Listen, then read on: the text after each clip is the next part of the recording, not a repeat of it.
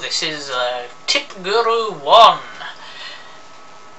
I forget things, just like a lot of people. I'm very poor memory, I can't remember anything at all. And who are you? No, honestly, I can't remember things, people's birthdays and whatever. So I was very happy to find out that a book by Darren Brown has tips for memory. At this point, I'm going to promise you that by the end of this review, you're going to be able to remember 20 words in order. So, this is Darren Brown's technique. This is not my own technique. I do not take any credit for this. This is all him. I'm just giving it you rather than you buying the book for it. I want you to get a pen and paper. So at this point, stop the video, go get a pen and paper, and start it back up. Okay, so we're going to go with this. I want you to write these down. Telephone, sausage, monkey, button, book, cabbage, glass, mouse, stomach, cardboard, berry, Christmas, athletics, key, wigwam, baby, kiwi, bed, paintbrush, walnut. Okay, here's the book. I'm going to put the book down. I read this book a long time ago. I'm now going to attempt to do them 20 words from the book on the paper with no help, okay? Telephone, sausage, monkey, button, book, cabbage, glass, mouse, stomach, berry, Christmas, athletics, key, wigwam, baby, kiwi, bed, paintbrush, walnut. That should be right. How the hell did I do that? Am I cheating? Have I got the book? No, the book's here. Have I got them written down on my computer? Maybe, but I can promise you I haven't. How I actually do it is called the linking process by Darren Brown. And you have to make a short story in your head with using the objects. Now, it's got to be funny. It's got to be an interesting, funny story. So I'm going to show you how I did that one, and then you can make your own up with you using whatever you want. How I did that was I imagined a telephone, but instead of dialing with your fingers, I'm dialing it with a sausage. So now I've got the connection between phone and the sausage. Okay.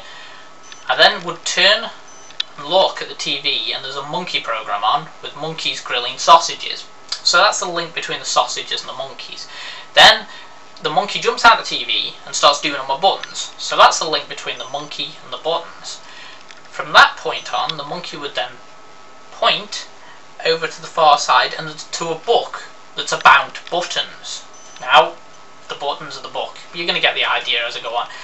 You then look at the book, you open the book up, and it's just got pages, and the pages are made of cabbage, which is really stupid. You look back on the TV and there's an art display going on with a big glass cabbage. Now the bottom of that glass cabbage is a small mice, and he's been drinking all the water from inside the cabbage, so he's got a huge stomach. He's playing with a teeny weeny ferry and what's left of the water that's in there. Something new is that people aren't having stars on the Christmas tree anymore. They're actually having little paper ferries because it's cheaper. Thank you, police officers, who've gone past. And for a Christmas game, everybody's running around the tree, like in athletics. And the new award for athletics when you're winning is a big key, a golden key, which is the key. And the guys who used to wear these keys in the back were part of a tribe who used to dance around wigwams and whatnot. They used to have to feed a gigantic baby who was in this tent, and they used to stuff kiwis at him and like feed him up with kiwis. But they'd had to like put the kiwis in the bed and read to them to make them worship. I am just talking crazy random stuff, so don't take any of this serious. I don't want you ringing people up and whatnot. Anyway, they're in a bed, these Kiwis, and you then link from the bed. The bed hasn't got a quilt. It had a white quilt, but they painted it red because they couldn't be bothered to buy a red quilt. So that's the paintbrush. And because I didn't have a hammer for Christmas, I was cracking open walnuts with the back of a paintbrush. So now you can see how I connected them all together. Now you can do this with anything as long as you've got a story that connects the different things together, and it works remarkably well.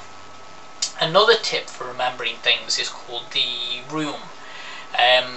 You imagine a room that has to be a very interesting room, something that you would remember, like your bedroom or something, and you put something in this room from left to right in this room. In your case it'd be this way, to remember it by. So for example, if I was trying to remember one of the things I remembered was how you can tell people are lying, and I couldn't remember